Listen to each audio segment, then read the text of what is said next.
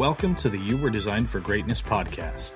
Each week we will bring you inspiring tips, stories, and ideas to help you be all that you can be, discovering your greatness. Featuring Donna.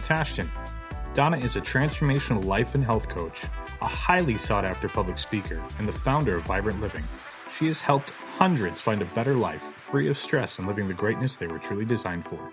And now, your host, Donna.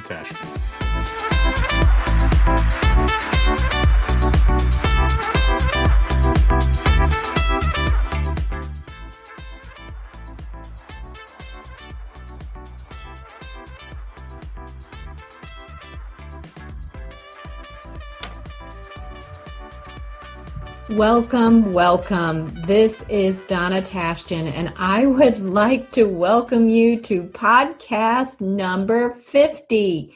Can you believe it? This is podcast number 50.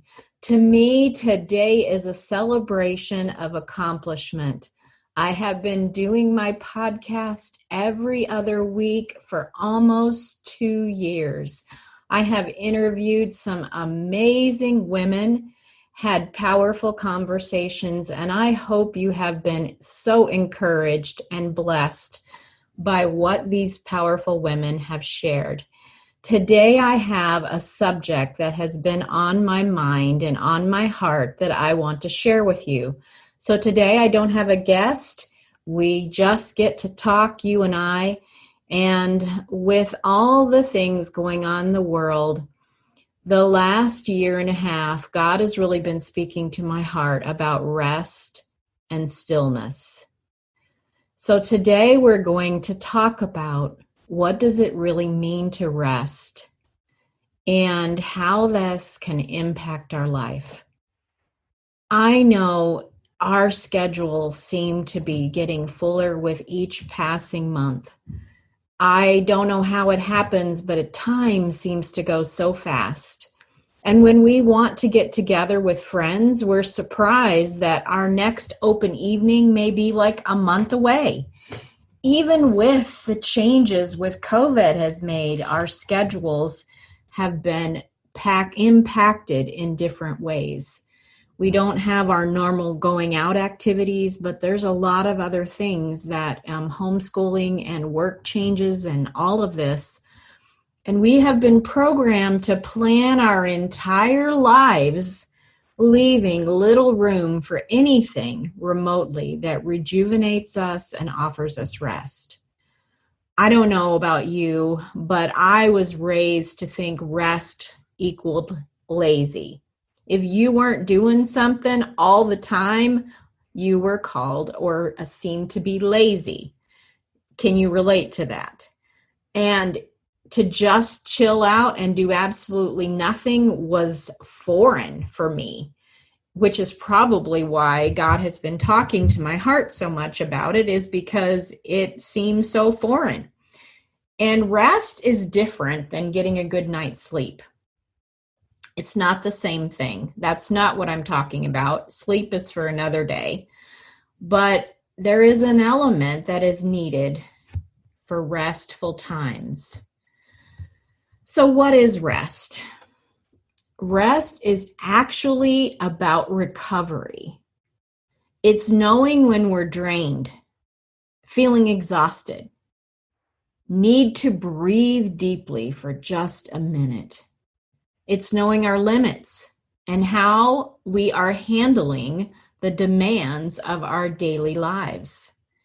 In order for our bodies to fully recover, we must receive abundant rest. It includes sleep. And if you're not getting good sleep, that is a subject that you might want to look at. When you're sleeping, how long you're sleeping. Another thing rest is, it's about refreshment. It's learning what energizes you and what doesn't. It's choosing to incorporate activities or stillness that brings refreshing times to our spirits.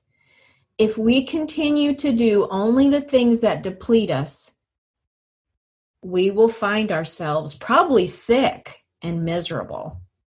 but finding the things that fill you, refresh you. And we really need to make more deposits into that bucket than withdrawals to have a time of refreshment. Rest is also about renewal. It's experiencing a deep renewal in all parts of our life. For me, it's spending time with God. While we love to do things that may mentally refresh us, but ultimately our spirits need to be refreshed. And for me, it's by spending time with God every day. So over the next few minutes, we're going to talk about some ways to find rest for our bodies and our minds and our spirits. We will learn how to incorporate routines that can become daily habits. And in doing so, we will be on our way to eliminating mental, emotional, spiritual, and physical depletion from our lives.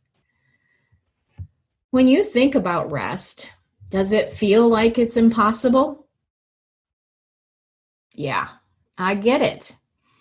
And what area do you feel that I mentioned needs the most attention?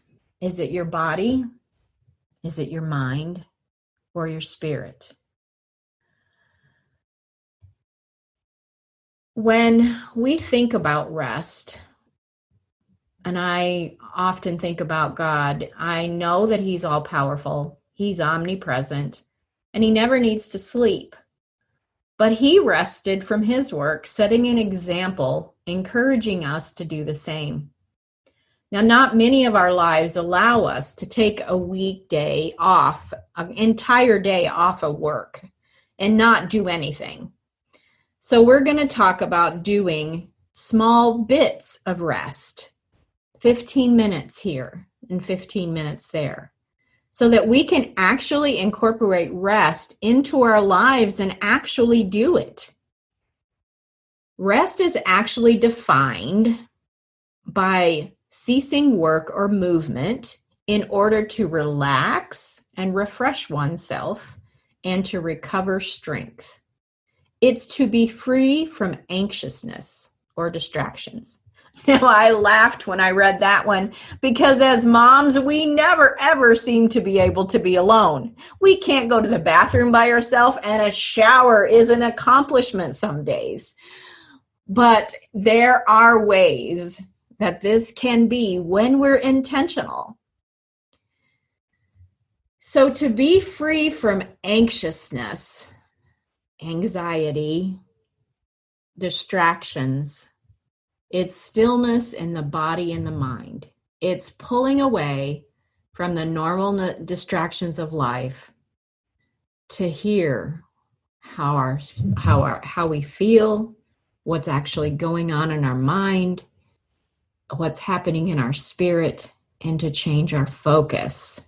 Now, that's a word I use a lot. Where we focus creates our feelings.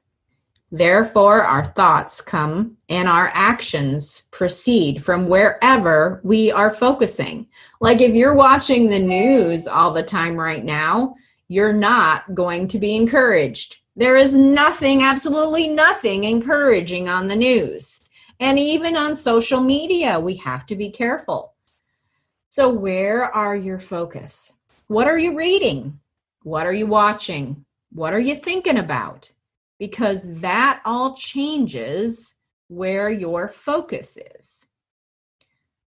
So the first step is adding a routine to your life. I call it my 15-minute miracle. Taking the first 15 minutes of the day, the middle of the day can work, or the evening as you go to bed. But for me, I like the first 15 minutes. And I do what I'm doing intentionally for those first 15 minutes. I talked about reading. Journaling is another way to change your focus, get your thoughts out, get your feelings out, and journal your prayers. It's an amazing thing. Sometimes there are activities or people that are extremely draining. And I would encourage you to create boundaries for those people. So let me talk a little bit about my 15-minute miracle. So how do you currently start your day? Do the first 15 minutes set you for a day filled with joy and hope? What do you feed yourself mentally and spiritually as you awaken? Now, I know you moms out there that are being awakened by kids crying and kids wanting food and all that kind of stuff. This sounds a little hard. But try to figure out where you could put this in your day if it's not the first 15 minutes. I have witnessed positive progress from my clients when they fine-tune their morning routines, or perhaps before they go to bed, if that works better for you. If your morning doesn't start with joy, or where you're putting your focus, you'll have to find it, you might find it difficult to catch up later. The first thing in our morning, our mind is not entangled with the busyness and obligations of the day. It's the perfect time to work on our spirit, soul, and body, to focus on gratitude and hope and plan your day. 15 minutes has been proven long enough to make a big difference and still short enough to inspire us busy people to give it a try. If you've ever attempted to say you don't have time for this solitude, ask yourself, what could possibly be more important and bring me greater benefit than minutes invested in stillness, praying for wisdom that will save days spent in stress and anxiety?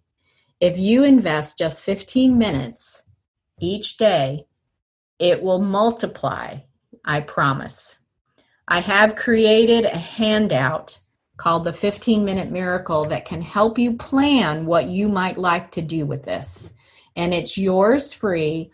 All you have to do is reply to this podcast post, send me an email at ivibrantLiving@gmail.com, and I'll be happy to send it over to you. It is a great blessing. So as we talk a little bit more about this, I wanted to close with this story. Well, I have two stories. For the last year and a half, I have really been focused on having regular time of stillness, sometimes every day, and then longer periods of stillness and quietness and rest, which was contrary to everything that I was ever taught. Is you work harder, you work more. And I tracked all of last year how things were going with Vibrant Living by adding more stillness. And we had more growth, more blessing all of last year than any time we have been in existence by adding this to our life. This is life-changing. And that is why I'm sharing it with you today. In his book by Wayne Cordua, and his book is called Leading on Empty and Refilling Your Tank and Fueling Your Passion. He tells about a dream he had. And he said, a woman approached a farmer at his farm and asked him for some eggs.